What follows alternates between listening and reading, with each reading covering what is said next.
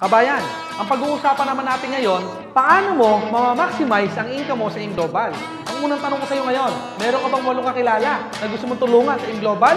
Kung ang sagot mo ay yes, tuturuan kita kung paano mo gagawin ng tama ang negosyo.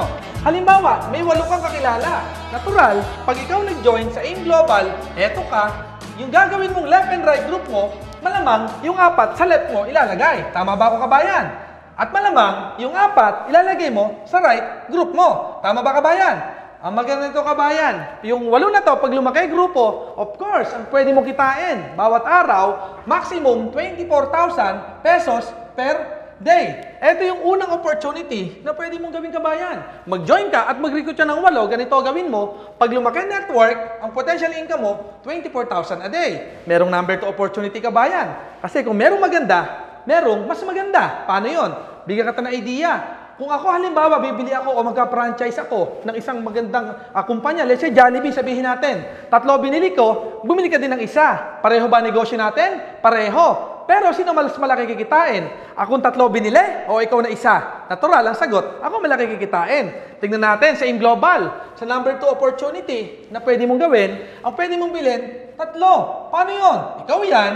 Ang una mong imbitahin, sarili mo. Kasi bakit? Sa negosyo na to, sa experience ko, mas madaling imbitahin ang sarili. Paano? Halimbawa, ako, Andy, mag-join ka sa left, mag-join ka sa right. Alam ka naman tumanggi ko, sarili ko yun. Pag tumanggi ka, may problema ka. Natural, ang gagawin mo, mag-join ka dyan. Malamang, yung left, ikaw yan, and yung right, malamang, ikaw din yan. At pag nangyari yan, ang kailangan mong tao ilan? 8 din naman ang kailangan mong tao. Ang advantage lang nito, kapag multiple accounts ka, yung left and right mo, ay assume mo, 3 accounts ka, yung left and right ng number 2 account mo, natural, ang lalagay mo dyan, yung 4 kanina. Ihiwalay mo lang yan, 2 sa left and 2 sa right. Ano ang maganda dito? Of course, magkakaroon ng pairing yan. At pag nag-maximum, mayroong 24,000 a day din na pwedeng kitain si number 2. Si number 3, ganun din. Yung 4, malamang ilagay mo sa left yung 2, ay yung 2, pwede mo ilagay sa right. Eto ang maganda rito, na-maximize mo ba yung income mo? Of course. Kasi same number of people yan. Pareho lang ginawa mo. Same effort. Ano kagandahan? Pag lumaki grupo ng 8, ang pwedeng kumita, 24,000, 24,000, 24,000. Na-imagine mo ba? 3 account mo? Kung magkano potential income mo?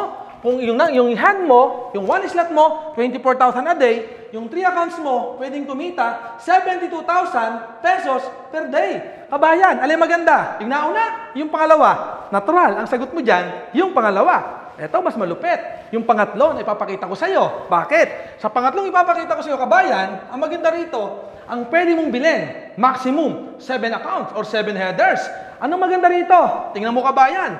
Same effort. Ang gagawin mo nga lang dito, instead yung left and right mo, 3 o 2 lang. Ngayon, ang pwede mangyari, pwedeng 7 ang bilhin mo. Paano yung Sir Andy? Simple lang. Ang gagawin mo, yung 7 accounts, pwedeng ipangalan mo sa iyo. Kaya lang ang tanong, Sir Andy, magkano kapital ko? O di times 7. Napakadali. Ang maganda ron, bawi din naman yung nilabas mo. May produkto na pwede kang benta or pwede mong gamitin yung iba. Ang maganda, kabayan, 7 account. Tingnan mo ha, ilang tao ang kailangan mo para mapuno yung 7 accounts. Ang kailangan mo, 8 tao lang din. Gaya ng ginawa natin kanina. Paano yun? Nag-7 accounts ka. Natural, ang gagawin mo dyan, kabayan, yung 8 ilalagay mo sa ilalim ng 7 accounts. Paano yan? Tingnan mo.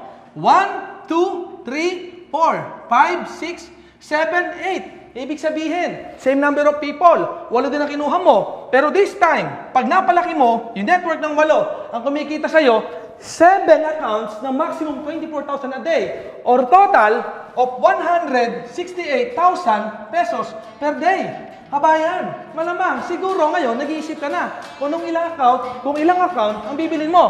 1, 3, or 7. Kabayan, para sa akin, kung gagawin mo rin lang yung negosyo, para sa akin, doon ko na sa pinakamaganda. Bakit? Minsan mo lang gagawin and lifetime mo ng pakikinabangan. Kabayan, I hope naintindihan mo yung liwanag ko. Maraming salamat sa pakikinig. Hanggang sa muli. God bless.